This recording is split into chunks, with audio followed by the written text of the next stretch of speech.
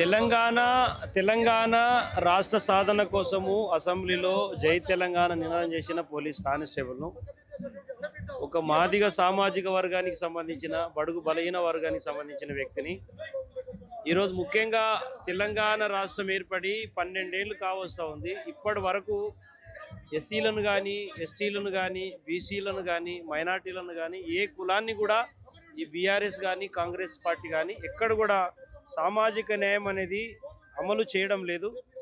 ముఖ్యంగా ఈ తెలంగాణ రాష్ట్రంలో అసలు వాస్తవానికి తెలంగాణ తెచ్చుకున్నదే సామాజిక న్యాయం కోసము, తెలంగాణ తెచ్చుకున్నదే సమన్యాయం కోసము, తెలంగాణ తెచ్చుకున్నదే అన్ని వర్గాలకు న్యాయం చేయడం కోసం.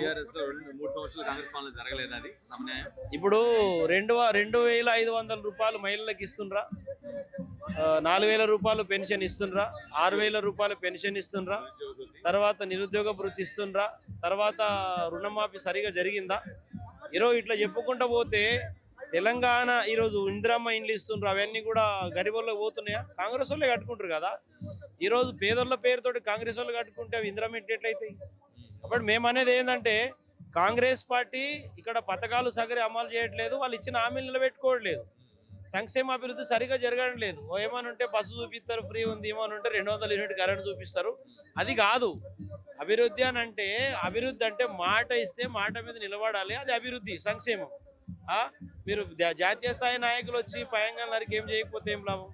ఇప్పుడు బీఆర్ఎస్ దాని పరిస్థితి ఏమున్నది? మల్లారెడ్డికి 800 కోట్ల రూపాయలు వేసిరు అకౌంట్లో 10 ఏళ్ళల్లో. ఆయన ఏ రైతు ఎక్కడ ఏం చేసిండు? ఒక రైతు 5 ఎకరాలు పండిస్తాడు, 800 ఎకరాలకు 10 సంవత్సరాలు అంటే 8 కోట్లు నగదు ప్రజల ఖజానా నుంచి, ప్రజల డబ్బు, ప్రజల పన్ను కట్టింది. నువ్వు మల్లారెడ్డి అసంటోళ్లకు కొన్ని వేల మందికి, లక్షల మందికి 1000 కోట్ల రూపాయలు దారాదత్తం చేసిరు బీఆర్ఎస్ పార్టీలో. ఎవరు కాళేశ్వరం అడిగిరు, ఎవరు మిషన్ భగీరథ అడిగిరు, ఎవరు మిషన్ కాకతీయ అడిగిరు, ఎవరు ఏది ఏమంటారు ఈ శ్మశాన వాటికి అడిగిరు, ఎవరు అన్ని అడిగిరు. అడ్డమైన అన్ని కూడా కన్స్ట్రక్షన్ కమిషన్ కోసం కన్స్ట్రక్షన్ తెచ్చి బీఆర్ఎస్ పార్టీ లక్షల కోట్లలో దోచుకున్నది. ఈ బీఆర్ఎస్ ఉన్న మంత్రులు ఎమ్మెల్యేల ఆస్తులన్నీ కూడా 1000 కోట్లకి పోయిరాలు. ఎవడు ఉద్యమకారుడు కాదు. కాంగ్రెస్లో ఉన్న వాళ్ళంతా దొరలు, పెద్ద పెద్దరికాలే ఉన్నాయి ఇవన్నీ. కాబట్టి ముఖ్యంగా సామాజిక తెలంగాణ అంటే అన్ని వర్గాలకు న్యాయం జరగాలి. పథకాలు 2035 వరకు నేనే ఉంటాను సీఎం గా, కాంగ్రెస్ ప్రభుత్వం మళ్ళీ అధికారంలో వస్తుందని చాలా బలంగా చెప్తున్నారు. రాష్ట్రంలో ఆ పరిస్థితులు లేరా? మీకు అనిపించలేదా? ఇప్పుడు ముఖ్యమంత్రి ఎవరు ఉంటారని ప్రజలు డిసైడ్ చేస్తారు, కానీ ఎవరికి వాళ్ళు ప్రకటించుకుంటే. మొన్న కేసీఆర్ గారు ఏమన్నారు? ఈ 2వ సారి నేనైతే ఇంకా 3-4 సార్లు నేనైతానండి, ఓడిపోలే. నేను ఏమంటున్నంటే ప్రజలు నిర్ణయించేది ముఖ్యమంత్రి అనేది. ఎవరు వాళ్ళు చెప్పుకుంటే ముఖ్యమంత్రి అవుతారా? ఎవరు వాళ్ళు ప్రజాస్వామ్యం ఎట్లయితుంది, ఓటింగ్ ఎట్లయితుంది? అవునా కదా? అందుకోసమని అది అతి ఊహించుకోవడం అవుతుంది తప్ప ఇంకోటి కాదు. కాబట్టి కవితమ్మ గారు వారు ఒక కుటుంబాన్ని, అన్నను, పార్టీని విభేదించి పార్టీ పెట్టారంటే వాళ్ళకున్న గడుసు దేశంలో ఎవరు నాకు అనిపించే. అంతకాలం పనిచేసి పదవులు తీసుకొని అదే పార్టీని తిట్టి బయటకు వచ్చారనే కదా ఆమె అలిగేషన్స్. ఇప్పుడు ఎవరిచ్చిరు పదవులు, ఎవరిచ్చిరు? వాళ్ళ ఇంట్లోకి వెళ్ళి ఇచ్చిరా, వాళ్ళ జేబులోకి వెళ్ళి ఇచ్చిరా? పదవులు రాజ్యాంగబద్ధంగా వచ్చేటి. వాళ్ళు ఈ దేశ పౌరాలు కాదా? ఈ తెలంగాణ పౌరాలు కాదా? ఈ తెలంగాణలో ఉట్టలే. ఒక ముఖ్యమంత్రి బిడ్డకి ఒక ఎమ్మెల్సీ, ఒక ఎంపీస్ ఎక్కువ అయిపోయినా వారు కూడా ముఖ్యమంత్రి కావాలంటది. ఇప్పుడు వచ్చింది ముఖ్యమంత్రి కావాలని మేమందరం స్వాగతిస్తున్నాం కదా. బీజేపీ బీఆర్ఎస్ ఇప్పుడు అక్కడ జగన్మోహన్ రెడ్డి గారు పెట్టిండ్రు, ముఖ్యమంత్రి అయ్యారు. ఇక్కడ కేజ్రీవాల్ పెట్టిరు, ముఖ్యమంత్రి అయ్యారు. ఇక్కడ విజయ్ గారు పెట్టిరు, ముఖ్యమంత్రి అయ్యారు. ఇట్లా వాళ్ళు పంజాబ్లో పోయి ఆమ్ ఆద్మీ పెట్టిరు, ఆడ సక్సెస్ అయ్యారు. ఇప్పుడు ఏముంటది అంటే ఈ జాతీయ స్థాయికి హఠావో, ప్రాంతీయ స్థాయి పార్టీలు అన్ని కూడా బచావో అన్న కాడినే నడుస్తున్నది. రాజకీయాలు అట్లా ఉండే. ఎప్పుడు కూడా ఎవరే జాగిరి ఎంతో పెద్ద పెద్ద సెంట్రల్ మినిస్టర్ తుక్కు ఓడగొట్టేసారు దిక్కు లేకుండా. మీరెంత, మీ బతుకులు ఎంత? ఇప్పుడు రేవంత్ రెడ్డి గారు కాంగ్రెస్ పోకపోతే ఎమ్మెల్యే గారు. నేను చెప్తున్నా కదా, తెలంగాణ రాకపోతే బీఆర్ఎస్ లేదు, టీఆర్ఎస్ లేదు, ఎవడు ఎమ్మెల్యే లేడు, సర్పంచ్ కూడా గారు. కాలం నిర్ణయిస్తుంది. ఎన్టీ రామారావు కాలంలో అయ్యారు, వైఎస్ఆర్ కాలంలో అయ్యారు, చంద్రబాబు కాలంలో అయ్యారు. ఇప్పుడు కవితమ్మ కాలంలో మా అసంటోళ్ళు అవుతాం. మాకు కొత్తగా అవకాశం రావాలంటే కొత్త పార్టీ నిర్మాణం అయింది. చాలా బ్రహ్మాండంగా వాళ్ళు ఈ సంకల్ప సామాజిక న్యాయ సభ అనేది సంకల్ప సభ అనేది చాలా గొప్పగా కొన్ని వేల లక్షల మంది తరలిస్తున్నారు. మహిళలు కానీ, యువకులు కానీ, నిరుద్యోగులు కానీ. ఈరోజు కవితమ్మ గారు తీసుకున్న నిర్ణయాలు, గతంలో పాలమూరు రంగారెడ్డి ప్రాజెక్ట్ మీద గురించి కొట్లాడినరు. అక్కడ ముఖ్యమంత్రి వాళ్ళంతా డబ్బు రిలీజ్ చేసి అక్కడ పని స్టార్ట్ చేసిండ్రు. ఉద్యమకారుల గురించి కొట్లాడినరు. జియో వచ్చింది, కేకే కమిటీ వచ్చింది, ఉద్యమకారులతో మాట్లాడుతున్నారు. తర్వాత సింగరేణి వాళ్ళ గురించి మాట్లాడారు, వాళ్ళకు ఏదో మెడికల్ బోర్డు ఏదో కావాలని, వాళ్ళ గురించి కొట్లాడితే వాళ్ళకు మెడికల్ బోర్డు వచ్చింది. ఈ సభ ద్వారా ఏం చెప్పదలుచుకున్నా, సామాజిక న్యాయ తెలంగాణ సంకల్పక సభ ఇది. ఈ సభలో ముఖ్య ఎజెండా ఏంటి అంటే, ఇప్పటిదాకా భౌగోళిక తెలంగాణ వచ్చింది కానీ సామాజిక తెలంగాణ రాలేదు. గత ప్రభుత్వం 9 సంవత్సరాలుగా బీఆర్ఎస్ ప్రభుత్వం పరిపాలన చేసినప్పుడు కూడా అప్పుడు ఎజెండా ఏముండే, సామాజిక తెలంగాణ, నీళ్లు, నియామకాలు, నిధులు అనే ఎజెండాతో ఉండే. అవన్నీ తుంగలో తొక్కి కేవలం రాజకీయ లబ్ధి కోసమే టీఆర్ఎస్ని బీఆర్ఎస్ కూడా మార్చుకొని రాజకీయ లబ్ధి కోసమే పార్టీలు పరితపించినాయి కానీ సామాజిక తెలంగాణ కోసం, సామాజిక న్యాయం కోసం ఎవరు పరితపించలేదు. అది కేవలం ఒక కవిత కథన సాధ్యం. దానికే ఈరోజు సంకల్ప సభ తాను పెడుతున్నారు. కాంగ్రెస్ రూలింగ్ లో కానీ బీఆర్ఎస్ రూలింగ్ లో కానీ తెలంగాణ ప్రజలకు న్యాయం జరగలేదా? ఎక్కడ జరిగింది? ఇప్పుడు మీకు కూడా తెలుసు, పాత్రికేయ మిత్రులకు అందరికీ తెలుసు, న్యాయ పోరాటం జరిగినప్పుడు ఉద్యోగాలు ఏవి, నియామకాలు అయినాయా, నిధులు ఎక్కడున్నాయి? ఇప్పుడు నీళ్ళ కేటాయింపులు కానీ ఏ కేటాయింపులు అన్ని సమానంగా జరిగిన దానికోసం ఇప్పుడు తెలంగాణ రాష్ట్రం తెచ్చుకున్నాక కూడా ఇంకా పోరాడాల్సిన అవసరం ఏముంది? తెలంగాణ ఎందుకు తెచ్చుకున్నాం? ఒక రాష్ట్రాన్ని ఎందుకు సాధించుకున్నాం? మన బాధలన్నీ తీరుతాయని చెప్పి సాధించుకున్న రాష్ట్రంలో మళ్ళీ ఇంకా బాధలో ఉంటే ఆ రాష్ట్రం సాధకరమైనట. కానీ 20 సంవత్సరాలు బీఆర్ఎస్ లో పనిచేసి పదవులు తీసుకొని పనిచేసిన ఆమె బయటకు వచ్చి అదే పార్టీని తిప్పి కొత్త పార్టీ పెట్టి 2 సంవత్సరాలు కూడా అవ్వట్లేదు. కవితక్క గారు కాదు, మేము కూడా 2001 ఉద్యమకారులము. 2002 నుంచి ఉద్యమంలో పాల్గొని మా జీవితాలను త్యాగాలు చేసి ఉద్యమంలో అనేకమైన కేసులు ఉండి జైలుకు వేసి వచ్చిన సందర్భాలు ఉన్నాయి. మేము అట్లాంటి వాళ్ళం అందరం కూడా ఈ రోజు ఆ పార్టీ నుంచి వైదొలిగి కవితక్క వైపు, కవితక్కతో పాటు అడుగులు అడుగు ఎందుకు వేస్తున్నామంటే దానికి ఒక కారణం ఉంటుంది కదా. మా అందరికి కూడా అన్యాయం జరిగింది. ఇప్పుడు ఏమైంది, మళ్ళీ బీటీ బ్యాచ్ జమైంది, అందులో కూడా బంగారు తెలంగాణ అని చెప్పి మొత్తం వేరే పార్టీల నుంచి వచ్చిన నాయకులందరినీ, ఆ రోజు తెలంగాణ ద్రోవులందరినీ ఈరోజు తెలంగాణ పార్టీలో బీఆర్ఎస్ పార్టీలో జాయిన్ చేసుకొని, తెలంగాణ ద్రోవులని ఈరోజు బీఆర్ఎస్ పార్టీలో జాయిన్ చేసుకొని వాళ్ళకి పెద్దపీట వేసారు కదా. మరి తెలంగాణ ఉద్యమకారులను విస్మరించారు, తెలంగాణ కోసం పోరాడిన విద్యార్థులను విస్మరించిన వారు ఎవరికైనా న్యాయం చేశారు? ఎవరికి కూడా ఇప్పటిదాకా న్యాయం జరగలే కదా. రాష్ట్ర వ్యాప్తంగా అసలు చొచ్చుకుపోయేంత లీడర్షిప్ పార్టీ నాయకత్వం మీకు ఉందా టీఆర్ఎస్ కి? ఖచ్చితంగా. ఇప్పుడు పార్టీ ఆవిర్భవించి ఎన్ని రోజులు అయింది? ఈ రోజుకి ఆ రోజుకి ఎంత మార్పు ఉంది, ఎంత ఉందని మీకు కూడా తెలుసు.